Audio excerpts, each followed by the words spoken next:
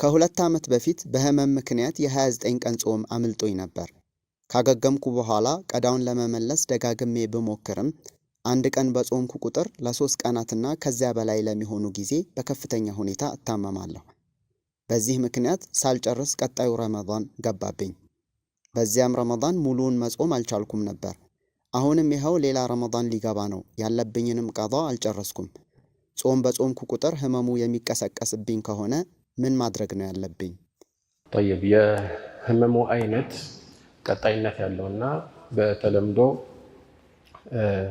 መድኃኒት ያልተገኘለት ወይም ደግሞ ተስፋ የማይጣልበት ከሆነ ይህን አስመልክቶ የሚገባው ግዴታ ላፈጠረባቸው ቀናት ምስኪንን ማብላት ነው። ስለዚህ ለእያንዳንዱ ቀን አንድ ምስኪን ያበላል ማለት ነው።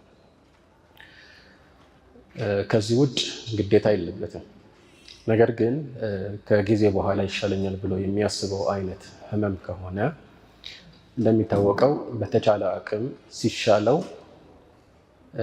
ቀዷ ማውጣት ወይም ደግሞ ያንን ያልጾመውን በመጾም መክፈል ይኖርበታል። በተቻለ አቅም ረመዳን ከመድረሱ በፊት መሆን አለበት። መልእክተኛው ዓለይሂ ሰላቱ ወሰላም ከረመዳን በፊት ቀዷ አውጡ የሚል ቀጥተኛ ንግግር ባይናገሩም ግን አራቱም መዝሀብ በዚህ ላይ እንደሚስማማው ከሚመጣው ረመዳን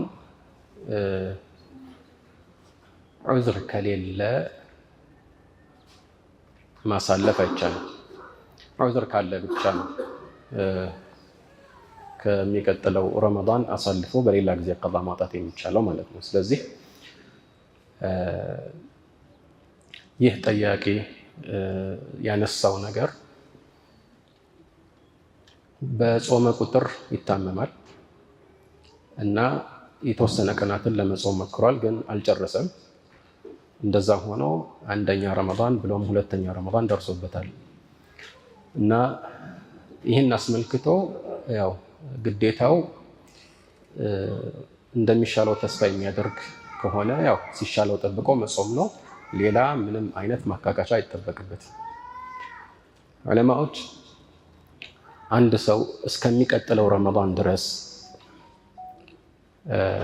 መጾም እየቻለ ማለት ቀዷ ማውጣት እየቻለ ቀዷ ሳያወጣ ረመዳን የደረሰበት ሰው ከዛ በኋላ አሁን ከደረሰበት ረመዳን በኋላ ባሉት ጊዜያት ሲጾም ከጾሙ ጋራ ሌላ ማካካሻ ማለትም ከእያንዳንዱ ቀን ጋራ ምስኪንን ማብላት ይጠበቅበታል ወይስ አይጠበቅበትም በሚለው ጉዳይ ላይ ተወዛግበዋል። አብዛኛዎቹ ዑለማዎች ምክንያት ያልነበረው ከሆነ ማለትም ታሞ ወይ በሆነ ምክንያት ሳይሆን መክፈል እየቻለ በመዘናጋት ጊዜው ደርሶበት ከሆነ ቀዷ ከማውጣት ጋራ ለእያንዳንዱ ቀን አንድ ምስኪን ማብላት አለበት ይላሉ። የዚህ ነገር መነሻቸው ከሶስት ሰሓቦች የተዘገበ ትክክለኛ ዘገባ ነው። ከአቡ ሁረይራ፣ ከእብን ዐባስ እና ከእብን ዑመር እና የተወሰኑት ግን አይ ግልጽ የሆነ የቁርአንና የሐዲስ ማስረጃ የለም እና ግዴታ አይሆንበትም ይላሉ ከማ ሁወ መዝሀብ አልሐነፊያ። ነገር ግን እንደዚህ ሳይመቸው የቆየ ሰው ማለትም በበሽታ ወይ በሆነ መልኩ ሳይመቻችለት ሌላኛው ረመዳን የደረሰበት ሰው ሲችል ቀዷ ከማውጣት ውጪ ሌላ የማብላት ግዴታ እንደሌለበት ሁሉም ዑለማዎች ይስማማሉ። ስለዚህ ለዚህ ወንድማችን የምንለው ባጭሩ ከዛ በኋላ መጾም የምትችል ከሆነ ያው ጾመህ ታካክሳለህ፣ ሌላ ግዴታ የለብህም፣ ወንጀልም ኢንሻአላህ የለብህም። ነገር ግን